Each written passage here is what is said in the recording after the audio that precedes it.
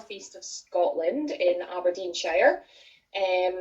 My condition is called Myasthenia Gravis. It is a rare neuromuscular autoimmune disease. It basically means that my own immune system attacks the signals that go between my brain to the muscle junction and the nerve junction, which in turn causes muscle weakness.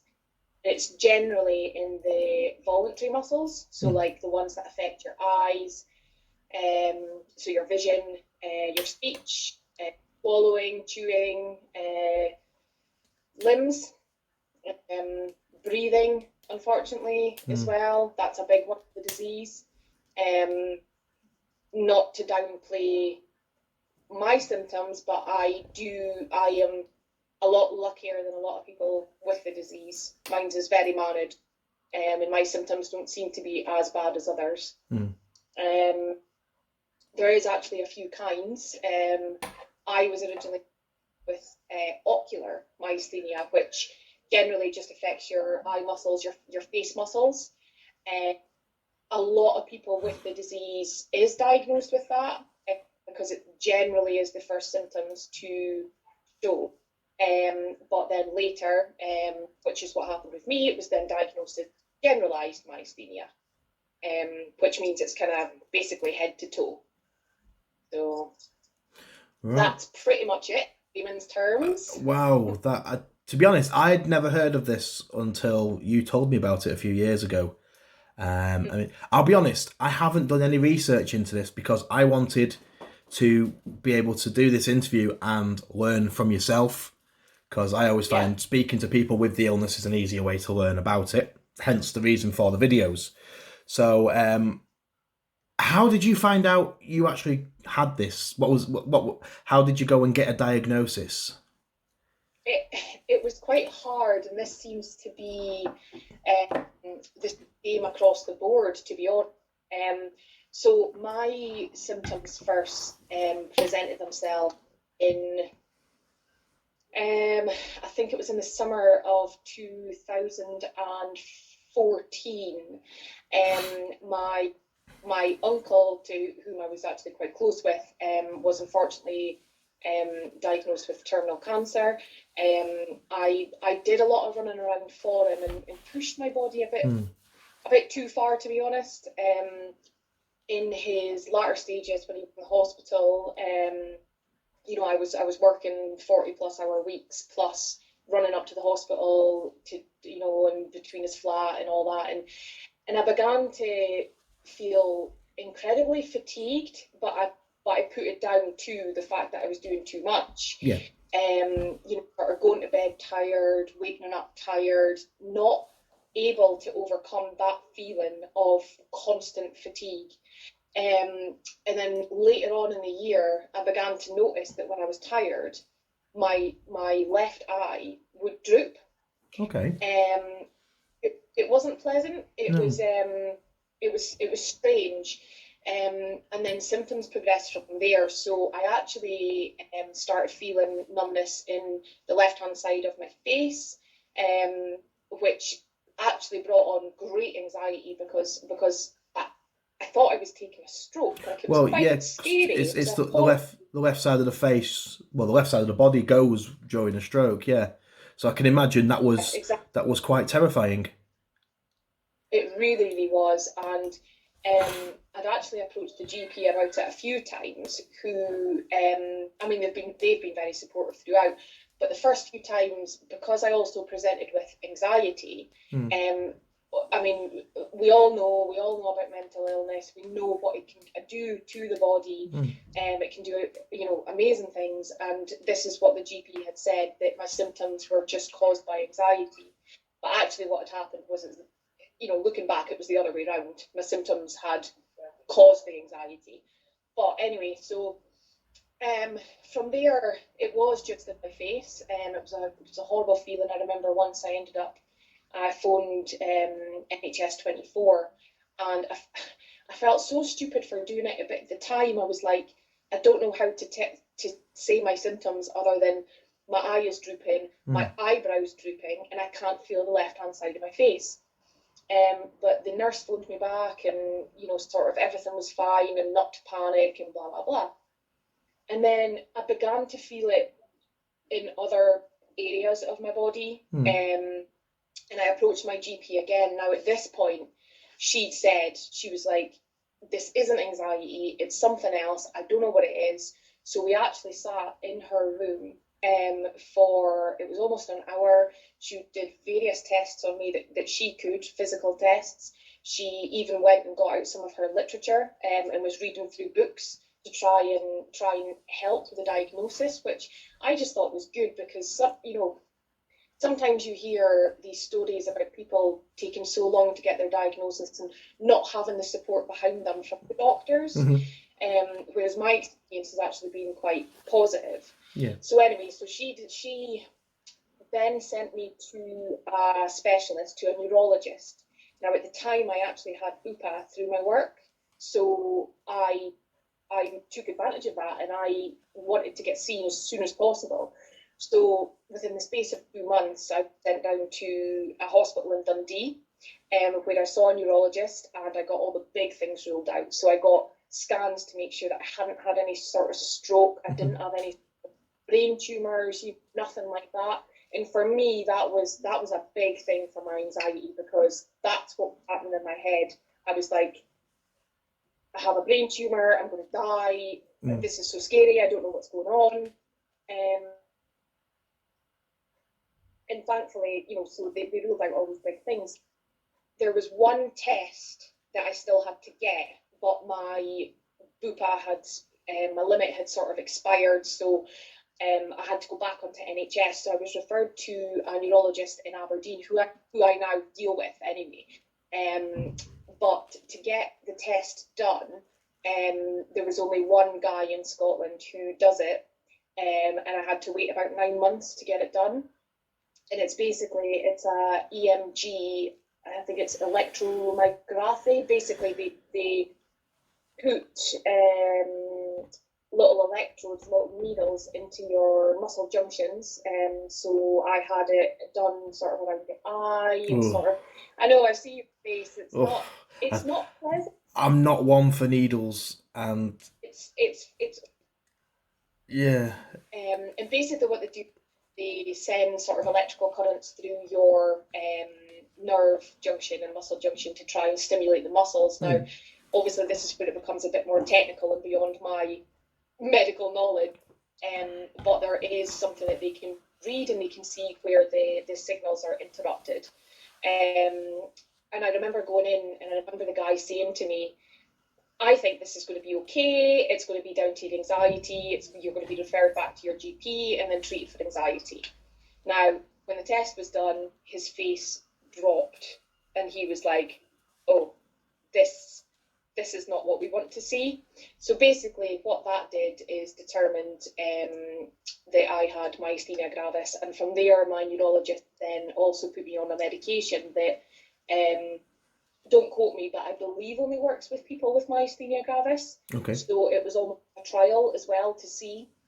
So I mean, there's side effects that come along with these tablets as well. So they're not pleasant. I do actually take it's like an antidote to try and counteract some of the symptoms. Yeah. Me in that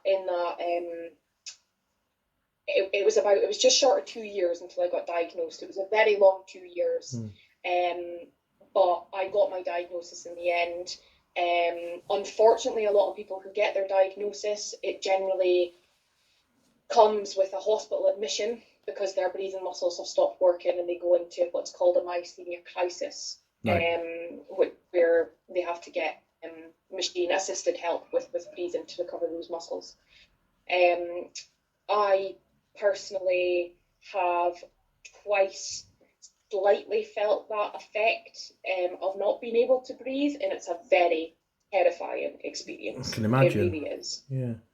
Um, Not enough for me to be hospitalised though, which has been fine. Well, that's good. But that's a hell of a thing to go through.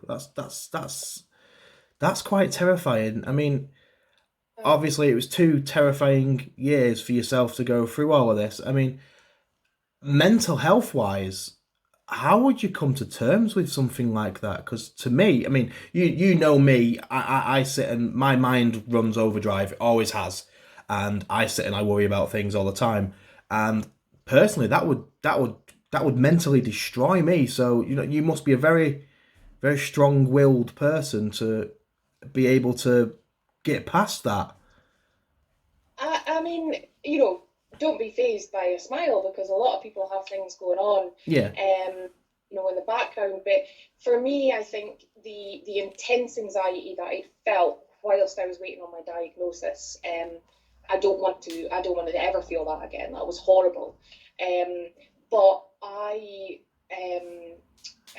sort of, when I got my diagnosis, I didn't realize the extent of what the disease was until I'd sort of done my own research. I felt like there wasn't a lot of support for people with the disease until I discovered a charity called MyAware.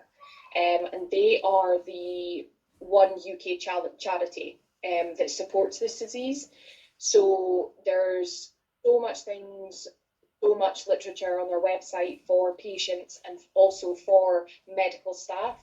And so when I got my diagnosis, I decided that it was time to just educate myself, educate others. And that sort of distracted me a bit, to be honest with you. Um, for me, I like to be in the know. I like to know what's going on. So when they hold like annual conferences, stuff like that, I always attend them because there's usually the leading neurologist from Oxford. She usually comes up and she says a lot about the science behind the disease, and also research and stuff that's going on. So for me, I like to know as much as possible, and that for me is what helped me overcome the anxiety side of things. Um, I began to sort of know the disease inside out. yeah. But obviously, don't quote. This is just my personal experience. People, a lot of people go about things differently, and a lot of people have the disease a lot worse than I do as well. So I mean, yeah, how's that how's that affected day to day life for you? I mean, it must be quite scary waking up in the morning and thinking, I might have problems breathing today. My eye might go funny. I might have problems with my arms. I mean, how do you? Because I know you work full time. You're a mum as well, so that's also another full time job on top of a full time job. So, how does it affect you on the day to day? so for me, it hasn't really too much. So I, as I said before, my medication controls things really well. And once I overcome the fear of the side effects, Mm, I learned to take my medication. I take it every 4 hours, and that controls things. If I leave it any longer, I notice a difference. So I've just to take my medication, um, not push myself too much. Um, I can be quite driven at times, more so that I've started up my own business, and mm, but I feel like I've got to remember to rest, and this is where it's good that I have the support of my husband, mm. more so with our 2-year-old. Anybody that's got kids knows how wild and tiring it can be. So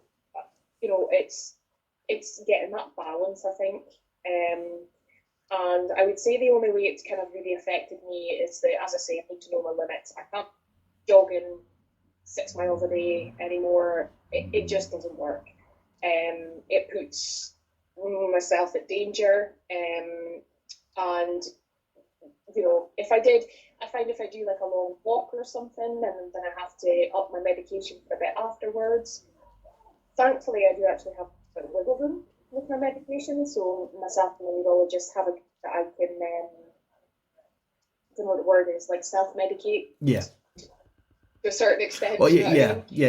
You've got control and you've got the knowledge of knowing what you need Yeah, and when you need it. Yeah. yeah, yeah, exactly. So yeah, so that's pretty much it.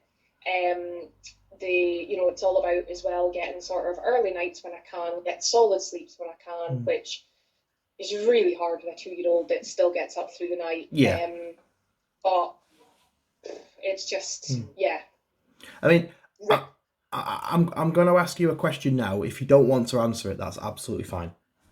Like I've always said with these videos, if there's a question you don't want to answer, just say, no thanks, don't want to answer that.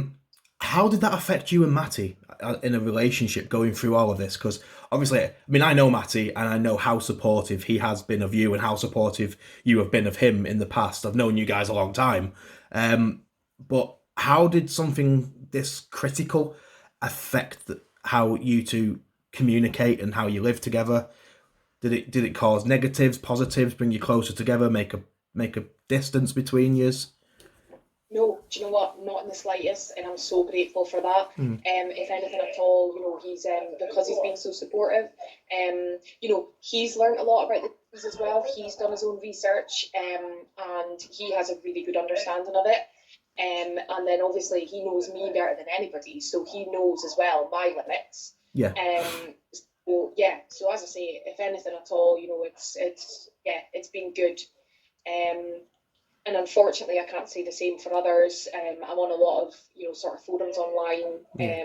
with other people, and it's so sad to read that family members or partners aren't supportive of the people with the disease, and it's incredibly sad because yourself, Yeah. you need that support around you. Well, yeah, with my illness being as rare as it is as well, I found a lot of support online, Facebook Yeah, groups, forums. Like yesterday, I had the paramedics here. They'd never heard of my illness before, which is always the case. So I gave them, well, Michelle gave them a little document about from Nord about the illness, and they had a quick read of that, and they understood it a little bit better. So, good. I find educating people along the way makes it a bit easier for myself, as you're obviously saying there, the way Matty's been and looked it up and had a look at it and figured things out for himself, as well as reading all the literature. Obviously, you'd be figuring stuff out from watching your symptoms. It's I always find that's probably one of the best ways, because obviously with rare illnesses they are difficult to explain. I mean, I say to people, I have tumours all over my body, and they immediately go, oh my God, what's going on? How long have you got left? I'm like, yes, I have about 100 tumours, but they are benign. And Yeah, but there is a chance that one could be cancerous, but it affects my body in different ways. It's like my body is attacking my own muscles. It's like my body's attacking my own organs. And it's difficult to explain something that is so rare, because there's nothing you can compare it to. yeah, So, yeah. so as But this you'll you need to. This is where there needs to be teaching moments. I think it's very what's the right word? I think it'd be very silly for us to assume that every doctor and even every specialist out there knows everything about every condition. yeah The human body is incredibly complex, and this is where you become your own specialist on the disease. Even my neurologist, who does have other patients with the condition, I am the youngest patient that he has dealt with. I am the only patient that he's dealt with that's gone through pregnancy with it. So these are even these are teaching moments. When I was in labour, I took in leaflets for the midwives so that they could have a look through everything. Anytime I'm in to hospital, something unrelated to do with my son, for example, I'll bring up myasthenia gravis, and I'll just make sure that people have heard about it. yeah Um, is it, can it be what's the word, can it be passed on? so no, Genetic is the word, but yeah, genetic, yeah. that's the one. It's a difficult one because there's research going into this at the moment all over the world. It's at the moment the answer is no. However, there is actually people who have other family members who have the disease. So I think it's not a new disease, but I think the research just hasn't been there yet to determine this. Um, One of the things that can happen is oh gosh, what's it called? um, I can't remember. Basically, what happens is when you are, or like when I was pregnant, I was kept in for monitoring after I'd had AJ, and obviously that was for my benefit as well. But at the same time, it was also for AJ's, because something that can happen is my antibodies in the first couple of days of AJ's life, my antibodies can actually be in his system, and it can affect his breathing, his suckling, muscles, stuff like that, until his own antibodies build up. So it's something that they do monitor newborns with as well. But it's funny you mentioned about genetics, because my mum's going to kill me, but I am convinced that my mum also has it. Right. But she's incredibly stubborn, and she would never go and sort of get tested for it. And it's when we look back, her father, my grandfather, when we look back on him, he showed a lot of symptoms as well. Okay. So it would be very interesting if my mum went and got tested to rule it out. But no, I mean, I have met people who, it's mother and daughter have it, or cousins. I personally think it could be, but obviously it's down to... Yeah. Which is not done yet, so... Well, it's like with me, the illness I have, Derkham's disease, or adenosis lipoma, as it's also known, is it's classed as a genetic illness, but nobody else in my family has it. I'm the first one. There's been no signs of anybody in my family having it. The closest we have is my brother with fibromyalgia, Christopher. He has fibro. I'm sure you remember Chris from college. Chris and Shan, they're now... they've been together ever since college. They've got 3 kids now. So I know. It's scary. It's 15 years? Something like that. That's mad. 14, 15 years since we're all at college together. So as you can imagine, it's We're getting old. Oh no, don't start with it. I feel older than probably the rest of yous, in all fairness, and just like, and I've got the receding hairline. I'm almost bald, so look at the state of that. So as you can imagine, it's quite scary getting older with illnesses like this as well, because we don't know how it's going to affect us going forward. Exactly, I know. And I don't know about yourself, but even the likes of, I'm trying to secure a future for AJ, and I've been trying to get life insurance put in place. Oof. Danger zone. People don't insure you when you've got rare conditions, and if they do, they put on like 150% premium each month, and it becomes completely unaffordable. And I'm glad you've mentioned about this, actually, about things being more expensive for people with like illnesses and disabilities, because yesterday we found out we're going to have to go to Melrose next Tuesday for a funeral. Okay, we've spoken to the police and they've given us permission to travel all the way to Melrose. We tried to book a hotel to see about if we could just stay in a hotel overnight and then travel back, because it's a 7-hour journey there and a 7-hour journey back. But having had a look on their website, because I've got a disability, I would need a disability room, and they charge 30 quid extra a night for a disability room. So they're charging more because I have a disability. Same with insurance, health, like life insurance and stuff like that. You got a disability, we're going to charge you more. When it's a lot of people with disabilities like myself, I can't work because my hands are not massively responsive. I can't walk. I black out of nowhere. But so you'll have to excuse me. The ice cream van's just turned up. But it's just a nightmare to find out. I mean, I tried to book last November. Sorry, I tried to book a accommodation at a local holiday park, Pontins, about going and watching the wrestling weekender, because a lot of my friends were doing the wrestling, and they wanted to charge me an extra £20 to have a downstairs accommodation so I wouldn't have to go upstairs. And I said to them, but I've got a blue badge, I'm registered disabled. Well, you're going to have to pay this extra money to get this apartment. I'm like, but that's discrimination. And they're like, no, it's not. And they couldn't see how that wasn't discriminating. The fact that because I'm disabled, I have to pay more. what is the justification? Is it something to do with why is it? Is it like additional cleaning? Is it additional like? No, it's just just it shouldn't be like No, that. I I mean, know. I'm I used to work there. I was an entertainer for Pontins. I was a blue coat, so I know what the chalets are like. I know what the accommodation's like, and the accommodation on the top is exactly the same as the bottom. Yeah, right, okay. It's the exact same accommodation. It's just except you don't have Okay. to go up steps, and they were That's charging insane more then. for it. So I think there's something needs to be done about that, about people with illnesses and disabilities. I think we maybe campaign it or something like that to get Yeah. to get the Do some. prices down. Yeah. I mean, I rang the electricity company when I moved into my new flat, and they said to me, "Have you got any specialist equipment?" I said, "Well, I've got. I don't know if you can see the railing that's going across my ceiling. Yes. That's a lift sort of thing. Yeah. That's like it's like a hoist system, and I've got a manga elk system which raises me off the floor if I fall."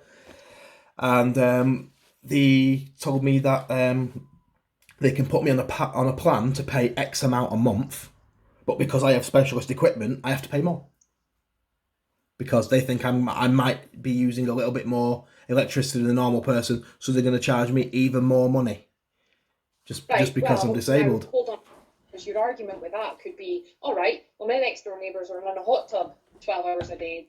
Do they have to pay more? Well, Is it exactly. special equipment? Mm. Like, Yeah, yeah, and I'm finding that a bit difficult to deal with at the moment in time because not a lot of people are. I mean, yeah. it's a massive taboo subject still, disability, and I don't think it's going to change. Actually, one last thing. Lockdown. How has lockdown treated you? Okay, so for me personally, because of the myasthenia gravis, the rare disease, I was strongly advised by my neurologist to shield. So I've now, I think I'm in week 10 or Right. 11 maybe. So I've been at home. I've been working from home. It's something that I can do remotely, which has been fine. It's incredibly difficult with a 2-year-old running around wild, though. That's the only thing. Yeah. Um, for me, I've been doing as much online deliveries as possible. I've not been venturing further than my village. So I have been going out for walks. Now, this is something that my neurologist had said. Because I'm not on immunosuppressants, Mm. I am is not as high risk as others.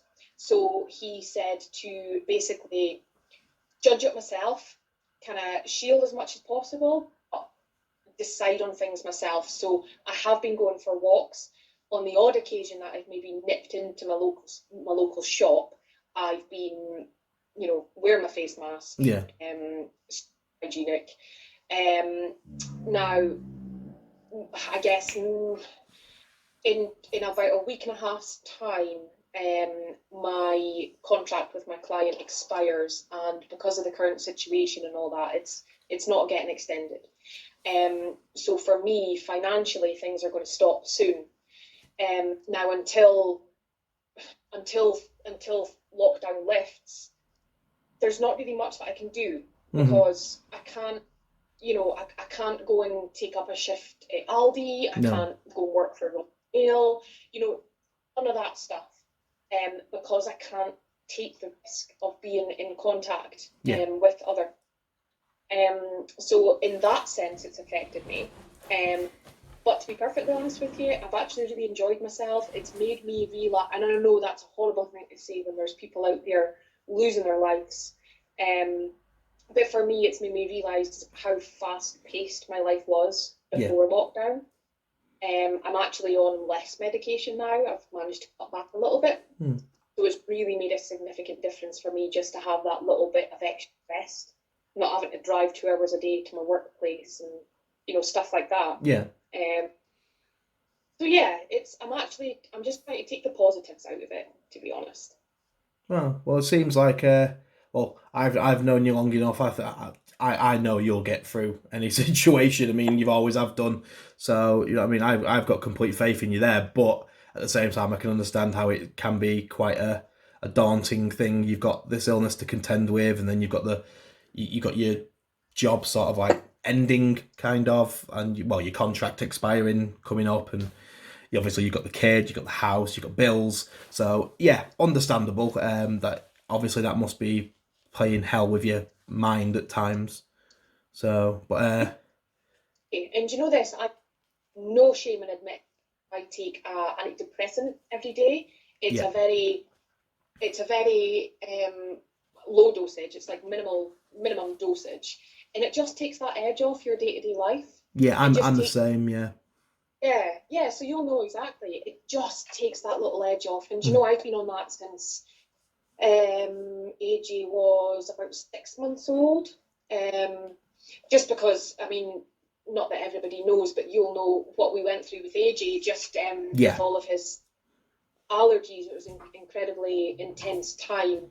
Mm. And I would say that probably affected me and Matthew more than my myasthenia gravis did. Well, if you So I, wanted to, we could do another video about that at some point as well, so you could explain yeah, about yeah, that. by So all means. probably get you and Matty in on it as well, and AJ can be there as well, sort of thing. So Sure, we'll have a little good. chat about that, because obviously what he's gone through as well at such a young age with his allergies and how dangerous his allergies are, to the point where the stuff you were looking for from the supermarkets, even we looked down here for you because you couldn't get it up north because Yeah. of the everything that's been going on with all this lockdown and panic buying.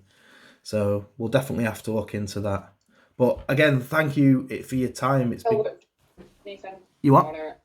I was just going to say, just whilst we're on the call, I don't know if you've noticed, I am due a tablet, and my eye is actually beginning to droop slightly, ever so slightly, Yeah. just now. And when I smile, it's slightly more drooped at this side. Ah, okay. That's the very beginnings of it. So I would be due a tablet, which I'm going to go take when we're off this call. And honest to God, it kicks in with about 10 minutes. Mm. Really good. Mm. And it really changes. Yeah, it absolutely, once I overcame that fear of taking it, it actually changed my life. I can And it yeah, makes so I can believe so. But with all of this going on, you're doing amazingly. So you know what I mean. You're doing so well, and it's been nice to see you. It really has. We'll have to come up to Scotland at some point, or you'll have to come to Wales when all this yeah, is over, and we'll have a little holiday together, sort of thing. It'll be nice. So that sounds yeah. So good. look after yourself. Go get your medication. Go and take Yeah, your no, pills. Phil, Right. thank you very much. And my And love to Michelle. We'll speak to you very soon. yeah, look after yourself. See you later. Bye. Bye. Bye.